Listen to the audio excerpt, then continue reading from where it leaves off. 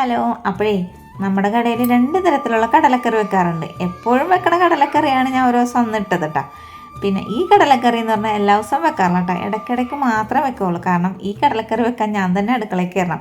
അതുകൊണ്ടിട്ടാണ് ഇടയ്ക്ക് വെക്കണത്. എനിക്ക് സമയം കിട്ടുമ്പോൾ മാത്രമാണ് ഈ ഒരു കടലക്കറി വെക്കണത്. അപ്പം നമുക്ക് ഇത് എങ്ങനെ ഉണ്ടാക്കണം നോക്കിയാലോ.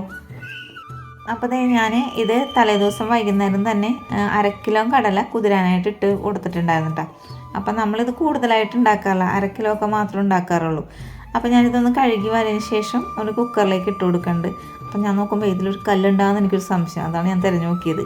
എന്നിട്ട് ഞാൻ ഇതിലേക്ക് എരിവിനാവശ്യമായ പച്ചമുളകും അതേപോലെ ആവശ്യത്തിനുള്ള ഉപ്പും കൂടി ചേർത്ത് കൊടുത്തിട്ടുണ്ട്. പിന്നെ വേണ്ടത് വേവാനുള്ള വെള്ളമാണ്, അപ്പോൾ അതും കൂടി ഒഴിച്ച് കൊടുത്തിട്ടുണ്ട്. ഇനി ഇതിലേക്ക് ഒരു 2 കറുകപ്പട്ടയും 2-3 ഏലക്കയും കൂടിയാണ് ഇട്ട് കൊടുത്തേക്കുന്നത് കേട്ടോ.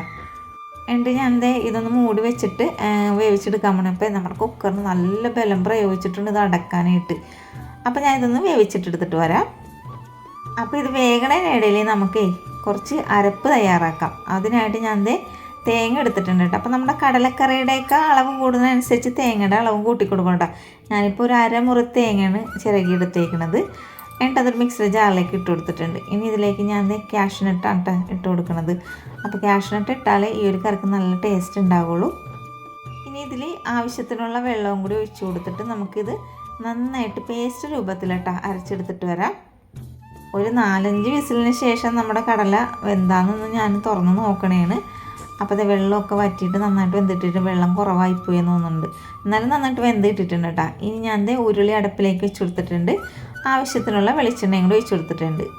ഈ വെളിച്ചെണ്ണ ഒഴിച്ചതിന് പകരം നമുക്ക് മറ്റേ നെയ്യിലായാലും ഇത് ചെയ്തെടുക്കട്ടെ. നെയ്യിലാകുമ്പോൾ കൂടുതൽ ടേസ്റ്റ് ഉണ്ടാവും. അപ്പോൾ ഞാനിതിൽ നെയ്യൊന്നും ഉപയോഗിക്കണില്ല. എന്നിട്ടൊരു 2 സവാളയും കൂടി ഇട്ട് കൊടുത്തിട്ടുണ്ട്. ഇനി ഒരു സവാള ഒന്ന് വഴണ്ട് വന്നോട്ടെ, നന്നായിട്ടൊന്നും വഴണ്ട ആവശ്യമില്ല. അപ്പോൾ സവാള ഈ ഒരു രീതിയിൽ വഴണ്ട് വന്നിട്ടുണ്ട്. ഇനി ഇതിലേക്ക് ഒരു ചെറിയ പീസ് ഇഞ്ചിയാണ് ഞാൻ ചേർത്ത് കൊടുക്കുന്നത്. അപ്പോൾ അത് അരിഞ്ഞിട്ടാണ് ചേർത്ത് കൊടുത്തേക്കുന്നത്.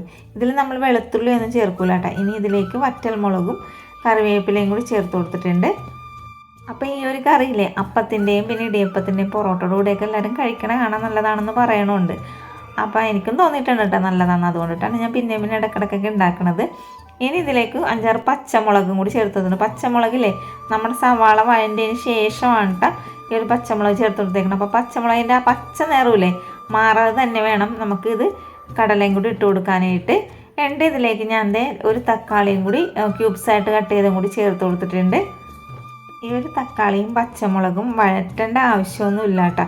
ഇതേപോലെ തന്നെ കറി കിടക്കുമ്പോഴാണ് കാണാനും ഭംഗി. അതേപോലെ തന്നെ ഇതിൽ നിന്ന് എടുത്ത് കഴിക്കുമ്പോഴും നല്ല ടേസ്റ്റ് ആയിരിക്കും. ഇനി ഇതിലേക്ക് നമ്മൾ അരച്ച് വെച്ചിരിക്കുന്ന കാഷ്നട്ടും തേങ്ങയും കൂടി ഇല്ലേ അതും കൂടി ഇതിലേക്ക് ഒഴിച്ച് കൊടുക്കണം. അപ്പോൾ കാഷ്നട്ടും തേങ്ങയൊക്കെ അരക്കുമ്പോൾ നന്നായിട്ട് പേസ്റ്റായിട്ട് അരച്ച് കൊടുക്കണം കേട്ടോ.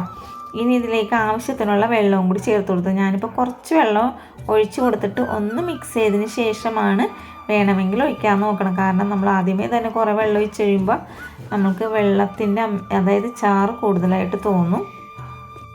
ഈ ഒരു കടലക്കറി നോക്കി കാണാനായിട്ട് നല്ല ഭംഗിയുണ്ടല്ലേ, വെള്ളയും പച്ചയും ചുവപ്പും കൂടി ആയപ്പോൾ.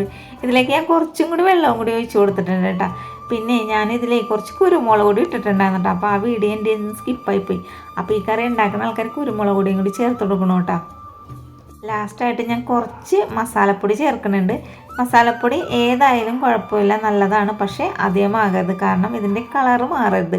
ആ വൈറ്റ് കളർ പോലെ തന്നെ ആയിരിക്കണം നമ്മുടെ കടലക്കറി വേണ്ടത്.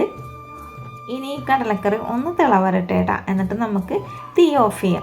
അപ്പോൾ ഈ കടലക്കറി നന്നായിട്ട് തിളച്ച് വന്നിട്ടുണ്ട്. ഇനി നമുക്ക് വേണമെങ്കിൽ മാത്രം ഇതിൽ കാഷ്നട്ടോ അതേപോലെ കിസ്മിസൊക്കെ നെയ്യിൽ താളിച്ചായാലും ഇടാം. പക്ഷെ ഞാൻ അതൊന്നും ചെയ്യണില്ല കേട്ടോ. അത്രയേ ഉള്ളൂ നമ്മുടെ കടലക്കറി ഉണ്ടാക്കുന്ന വീഡിയോ. നല്ല കുറുകുറേ ഉള്ളതും അതേപോലെ നല്ല ടേസ്റ്റി ആയിട്ടുള്ള വെറൈറ്റി ആയിട്ടുള്ള ഈ ഒരു കടലക്കറി നിങ്ങൾക്ക് ഇഷ്ടപ്പെടുകയാണെങ്കിൽ കൂട്ടുകാരെ തീർച്ചയായും ഉണ്ടാക്കാൻ മറക്കരുത്. അത്രയ്ക്കും ടേസ്റ്റാണ് ഈ ഒരു കടലക്കറി. അതേപോലെ വീഡിയോ ഇഷ്ടപ്പെട്ട ഷെയർ ചെയ്യാനും ലൈക്ക് ചെയ്യാനും കമൻറ്റ് ചെയ്യാനും മറക്കരുത്. നെക്സ്റ്റ് വീഡിയോ ഇട്ട് കാണാം.